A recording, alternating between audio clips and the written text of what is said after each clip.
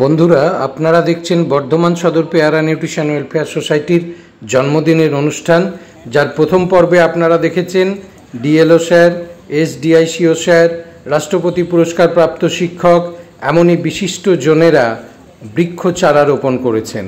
এবং এই বৃক্ষ চারা রোপণের মধ্যে দিয়ে যে অনুষ্ঠানের শুভ সূচনা হয়েছিল, সেই অনুষ্ঠান চলছে আরও অনেক কিছু পর্বের মধ্যে দিয়ে। আমরা দেখব যে রিক্সাওয়ালাদের এই যে বর্ষা আসছে সেই কথা ভেবে এখানে আপনারা দেখছেন সোসাইটির ট্রেজারার করলেন বৃক্ষরোপণ। ইনি রাষ্ট্রপতি পুরস্কার প্রাপ্ত শিক্ষক ডক্টর সুভাষচন্দ্র দত্ত। তো এরপরে আমরা পরবর্তী পর্যায়ে রিক্সাওয়ালাদের আসন্ন বর্ষার কথা ভেবে ছাতা প্রদান করছি এবং তার সঙ্গে লাঞ্চ দেওয়া হচ্ছে। কেমন লাগছে ভিডিও জানাতে ভুলবেন না। ভালো লাগলে অবশ্যই চ্যানেলটিকে লাইক করবেন, শেয়ার করবেন, ভিডিওটা সাবস্ক্রাইব করতে ভুলবেন না। আর যদি কেউ মনে করেন যে এমন সেবা কাজে অংশ নেবেন, তাহলে যে ইউপিআই আইডি দেওয়া হচ্ছে সেখানে দান করুন দয়া করে।